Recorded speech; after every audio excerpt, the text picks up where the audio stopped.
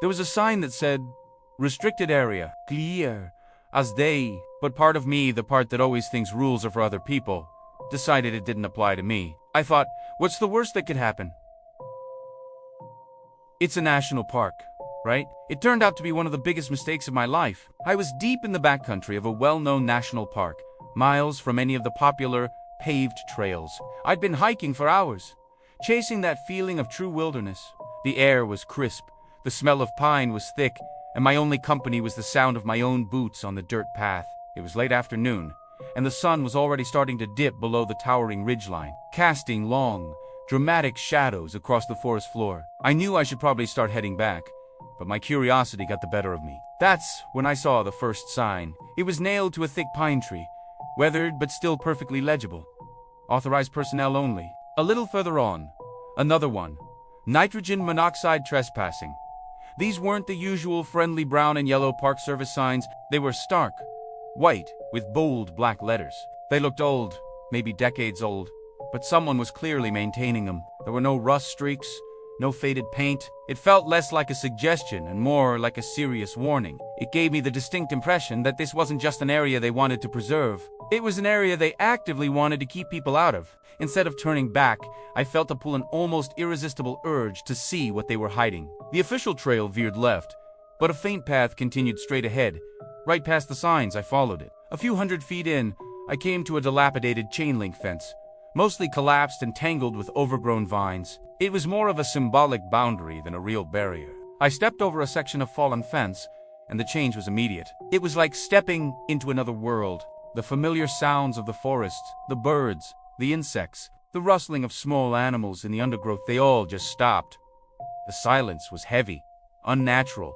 It wasn't peaceful. It was empty. The air grew noticeably cooler, a sudden drop in temperature that made the hairs on my arms stand up. I looked back over my shoulder, but the world I'd just left seemed distant, almost like I was looking at it through a pane of glass. A deep sense of unease started to creep in. It felt like I was being watched.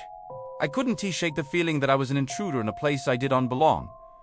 The ground became uneven and strange. The trees here were different. Their bark had weird, almost geometric markings carved into them. Too precise to be natural. I pulled out my phone to check my GPS, but there was no signal. That wasn't surprising out here. But when I checked my actual compass, the needle was spinning slowly, refusing to lock onto north. It was just wandering lazily, as if the Earth's magnetic field had simply given up in this specific spot. That's when I started finding things that had no business being in the middle of a national park. First, I saw a large, flat concrete slab, half swallowed by moss and earth, like the foundation of a building that had long since vanished. A little further on, I found pieces of rusted metal equipment sticking out of the ground, levers, gears, and thick cables that disappeared into the soil. Then I saw the pits. They were deep, perfectly circular holes in the ground, maybe 10 feet across. Some were just open shafts dropping into darkness, while others were covered with heavy, sealed metal hatches, bolted shut. There were no plaques, no signs, no explanation for any of it. It felt like the forgotten ruins of some secret project. And then I heard the sound. At first, it was faint, and I thought it was just the wind, but it wasn't. It was the distinct sound of footsteps, but not on dirt or leaves. It sounded like heavy boots on concrete or metal, somewhere in the distance. The sound didn't echo properly through the trees. It was flat and dead. Then, a burst of what sounded like radio static, sharp and electric. It was followed by a low murmur, like voices, but I couldn't make out any words. The strangest part was that the sound never seemed to get closer or farther away. It was just there. It felt like it was following me, pacing me from just beyond my line of sight. My heart was hammering in my chest. Every instinct was screaming at me to run. I started moving faster. Not quite running, but walking with a desperate urgency. I kept glancing over my shoulder into the deepening shadows between the trees. That's when I saw it. It wasn't clear, just a flicker of movement, a shadow detaching itself from other shadows. For a split second, I saw a silhouette. It was tall, impossibly tall and thin, standing perfectly still behind a thick tree trunk about 50 yards away. I couldn't make out any features. It was just a dark shape against the dying light, a void in the forest. The fear I felt wasn't from seeing a monster. It was the terror of the unknown, of seeing something that my brain simply could not process or categorize. I didn't stick around to get a better look. Suddenly, a voice cut through the silence, right behind me. "You're not supposed to be here," I spun around, my heart leaping into my throat. A park ranger was standing there. He hadn't made a sound. 1 second there was nothing. The next, he was just there. He wasn't angry. His face was calm, but his eyes were deadly serious. And he spoke with an urgent, hushed tone.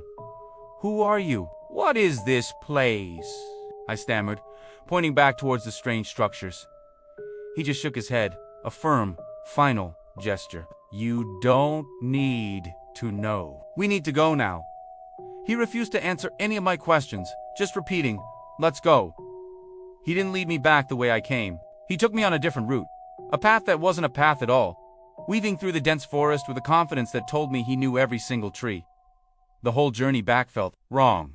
It felt like it only took a few minutes to get back to the main trail, even though I had been hiking for at least an hour to get in. Time felt distorted, stretched and compressed. When we finally stepped back onto the familiar, well-trodden path, I felt dizzy and disoriented, like I'd just woken from a strange dream. The normal sounds of the forest returned all at once, a rush of chirping birds and buzzing insects that was almost deafening. Before he let me go, the ranger stopped me. He looked me straight in the eye and said, "You forget everything you saw back there. This conversation never happened." He paused, and his expression hardened. "And you never come back to this area. Some people get lost in these woods. If you come back, we won't find you." It wasn't a threat. It was a statement of fact. Then he just turned and walked away, disappearing back into the forest. I've tried to research that area since. I've scoured old maps, declassified government documents, online forums for conspiracy theories, everything. There is nothing. Officially, that part of the park doesn't exist.